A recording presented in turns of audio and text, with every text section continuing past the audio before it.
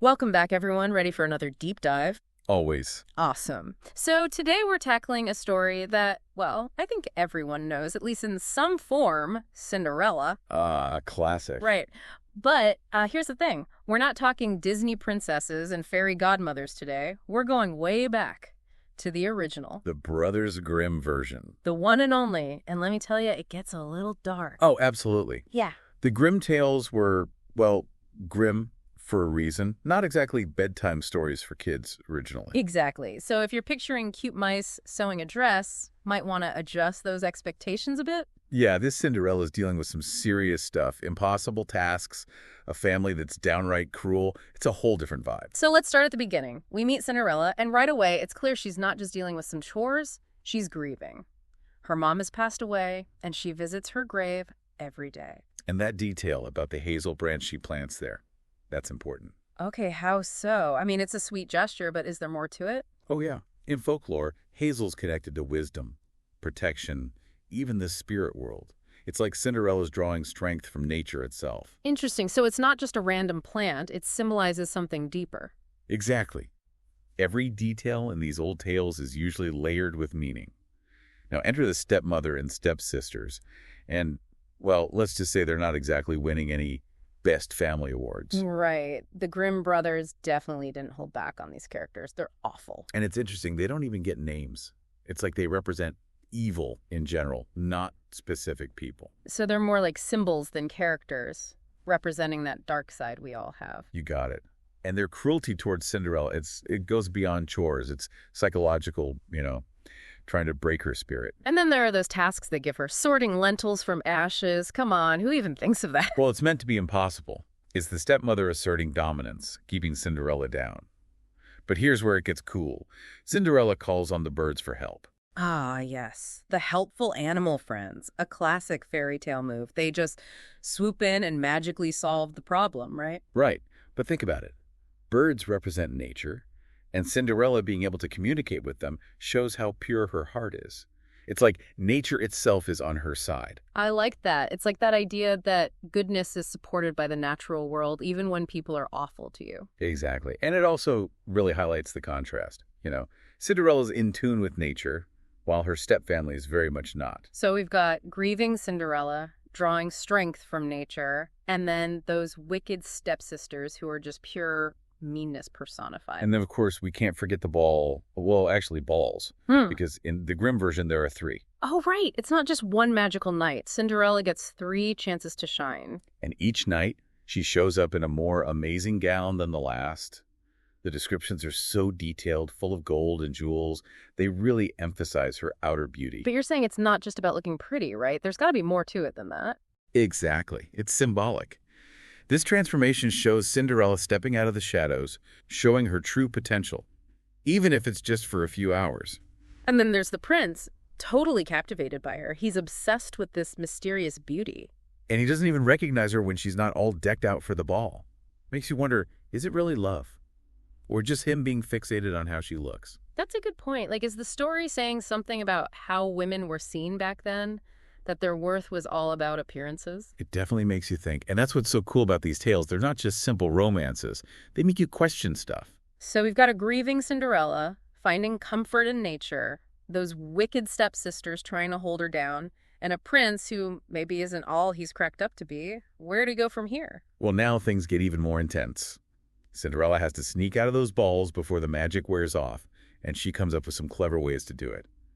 But then the prince, he decides to take things into his own hands. Oh, I'm intrigued. Tell me more. Okay, so Cinderella's sneaking out. The prince is determined. What's his big plan? Well, let's just say it's not the most romantic gesture. He has the palace steps covered in pitch. That sticky tar stuff. Pitch? Seriously? That sounds kind of messy. And not very princely. Yeah, it does make you wonder about his methods, right? Yeah. It's a little sneaky, even desperate. Not exactly Prince Charming. So Cinderella's rushing out, and what happens? Does she get stuck? She manages to escape, but in her hurry, she loses one of her golden slippers. And that lost slipper, well, It becomes a huge deal. Ah, yeah, the iconic glass slipper. But in the Grimm version, it's gold, right? That's right. And it sets off this whole chain of events. The prince is fixated on finding the woman who fits the slipper. Yeah. And the stepsisters, well, they're desperate to be that woman. Okay, but they weren't at the ball. Cinderella was the one dancing with the prince. Right, but they don't know that. Ah. And this is where the Grimm tale takes a really dark turn. The stepsisters, they're so obsessed with being chosen that they're willing to do anything. Anything, Well, to try and make the slipper fit, they resort to cutting off parts of their own feet. Oh, wow. That's pretty intense. Definitely not something you'd see in a Disney movie. Yeah, this is the Brothers Grimm we're talking about. Their stories weren't just meant to be entertaining. They often had a moral lesson. And sometimes those lessons were delivered with some pretty harsh visuals. So it's like a warning, right? Don't be greedy or vain, or you might end up paying a pretty hefty price. Exactly. The stepsisters' actions, it's like a twisted version of beauty. They're willing to mutilate themselves just to get ahead. But of course, their deception doesn't last forever. So how does the truth come out? Does the prince figure it out? Well, remember those helpful birds? The ones that help Cinderella sort the lentils. They come back into play. Okay, now this I gotta hear. What do the birds do? They become like little agents of justice. They fly to the prince and basically tell him, hey, those stepsisters are lying. The real girl who fits the slipper is over here. That's amazing. It's like nature itself is setting things right. Those birds are like Cinderella's personal detectives. It's pretty cool, right? It reinforces that connection she has with the natural world. Yeah. And the stepsisters, well, they get what they deserve. Which is? Their eyes get pecked out by the birds. Whoa. Talk about a harsh punishment. It's brutal, no doubt. Mm-hmm. But again, it reflects the time these stories were told in. Justice was often swift and severe, and symbolically, losing their eyes, it represents losing their insight. They're blind to their own flaws and the consequences of their actions. It makes you wonder, though. Even though Cinderella gets her happily ever after with the prince, is she really happy? She went through some serious trauma. That's a really interesting question. And the Grimm version doesn't really give us a clear answer. Does a happy ending just mean marrying a prince? Or is there more to it? Does Cinderella carry those scars with her?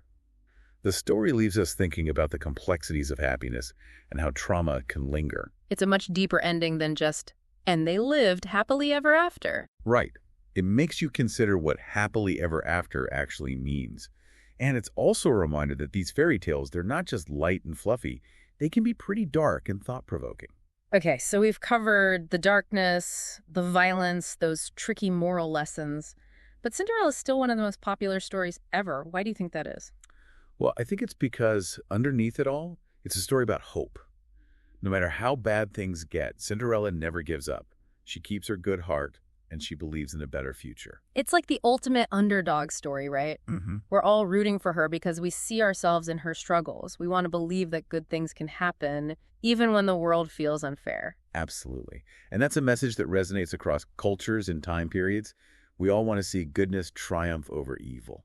So we've delved deep into this grim version of Cinderella, and it's definitely got a lot more going on than most people realize. It's way more than just a fairy tale. It's a story that can make us think about justice, resilience, and the enduring power of hope. It's like you said earlier, these tales can make us question things, and that's a good thing. It is.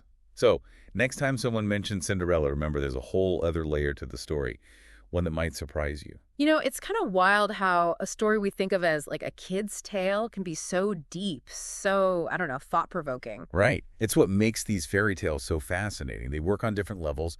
Kids hear the adventure, but there's all this other stuff woven in. Yeah, and the Grimm version, it doesn't shy away from that darker stuff, but it's still so engaging. I think because it gets at something real. Life can be tough. There's hardship, there's cruelty. But the Cinderella story, it's saying, even then, there's still that possibility of hope. It's like even when it's super dark, there's got to be some light somewhere, right? Exactly. And the story is also about choices. Cinderella, she could have just given up. But she doesn't. She finds strength, holds on to her values, and keeps believing things can get better. And that's a powerful message. No matter what you're going through, there's that choice to make. Do you let it crush you, or do you fight back? And that's something everyone can relate to, right? Big challenges or just everyday struggles. We all need that resilience. Totally.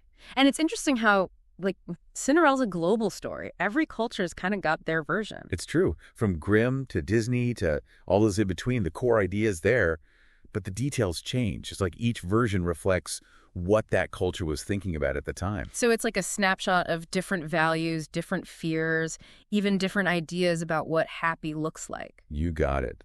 So as we wrap up our deep dive here, think about what parts of Cinderella's story really hit home for you. Yeah, what lessons stick with you? What parts made you think? And how can you take those lessons and, I don't know, make them work for you?